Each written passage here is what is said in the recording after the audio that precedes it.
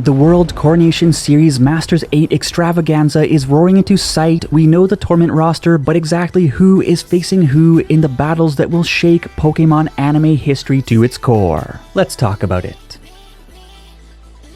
Hey everyone, it's Charles. How are you today? Boy oh boy am I excited for Pokemon Journey's Masters 8 tournament, and while we have broken down each competitor who made the cut, we have not talked about exactly which matchups are on the menu, so today's plan is to 1. Quickly fire off a few potential tournament brackets, and 2. Explain who will likely battle who using facts, logic, and pictures of cute cats when I do not have facts or logic. And as always, it's going to be a fun time, so kindly stow your likes in the overhead cabin, subscribe for liftoff, and enjoy the flight. The tournament flight, that is.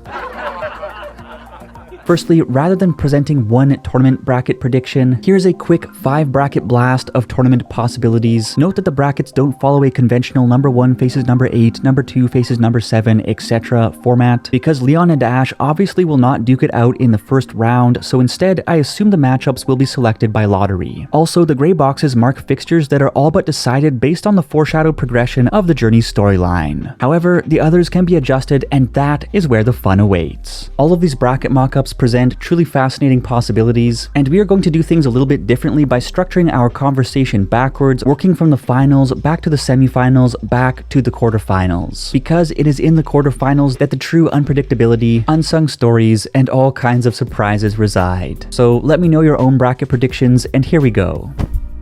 If there is one thing about the Masters 8 tournament that is virtually set in stone, but not in Steven's stone, it's that Leon and Ash will square off in a truly wild tournament finals clash to determine the next World Coronation Series monarch. So regarding the finals, let's just discuss the possible outcomes and the aftermath of that matchup. Firstly, it seems impractical for Ash to lose this battle from a storytelling perspective, because whereas he could slink from one region to the next following his tournament losses prior to his big win in Alola, if he cannot contend with the so-called top trainer in the world, in the de facto top tournament in the world, then this is the stage that he ought to return to. After all, exactly what battle know-how would he gain from the Scarlet and Violet region when he is already competing with and learning from the best of the best in the world, as determined by a rigorous points-based ranking system? It's possible, but I personally expect him to either win or tie against Leon. Winning could also put him in a slightly awkward position as the new world monarch, meaning that he would either have to compete in the following season, and we already know from when he declined a Battle Frontier Brain offer that he's not one who likes to be tied down, or he could step down as monarch, or simply retire from the anime. That said, it would be the ultimate Ash Ketchum achievement, and the fanbase, myself included, would go absolutely wild. On the third hand, tying may be the comfortable middle ground, as it would allow Leon to continue on as monarch, or himself simply retire to open the battle tower as he did in the games, while simultaneously establishing that Ash is a trainer on par with the best of the best in the world, which should more or less free him to go off in whatever direction he pleases thereafter. And we will be discussing the next steps for the Pokemon anime pretty soon, so do subscribe for that chat. Anyways, regardless of the outcome, the Leon vs. Ash final is bound to be a blast, but how about the semifinals?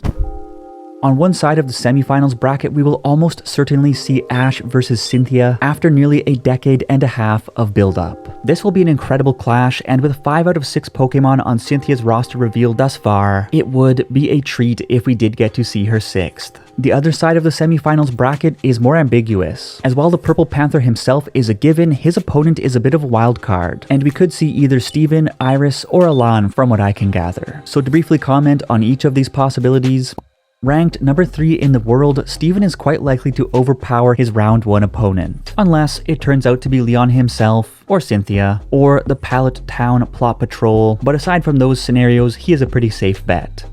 Ranked number 7 in the world, Iris is a bit of a dark horse, but if she defeated, for instance, Lance in her first round, then that would be the ultimate tribute to her growth as a Dragon Master. As a longtime friend of Ash, she would also serve as good fodder for Leon, because nothing gets you fired up like watching a friend get slugged.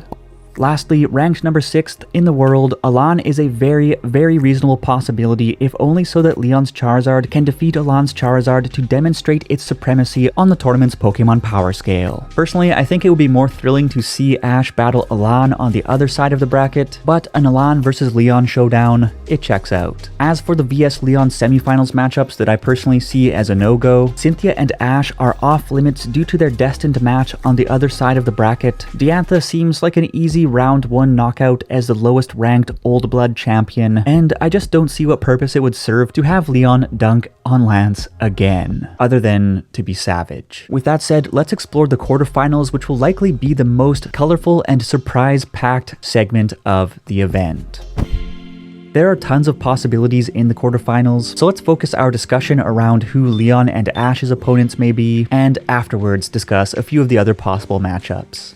Leon will steamroll his round 1 opponent, obviously, and in all likelihood, Cynthia, Ash, and Lance are off the table. But here's the forecast on the other possibilities. Big D's fanboys may cry foul on this, but I'm going to dismiss Leon versus Diantha as a reasonable quarterfinals possibility because I simply don't see what it would do for the story relative to any of the alternatives. Instead, I think one of the 3 VS Leon matchups that we just discussed for the semifinals would work equally well in the opening round, as Leon could A, eliminate Steven early as a power play to assert his dominance, B, crush Alan's Charizard because only one Charizard is allowed past round 1 in Pokemon anime tournaments, or C, pound Iris to set up Rocky 4 Light Edition. In my opinion, Iris or Alan seem like the most likely punching bags, but what do you think?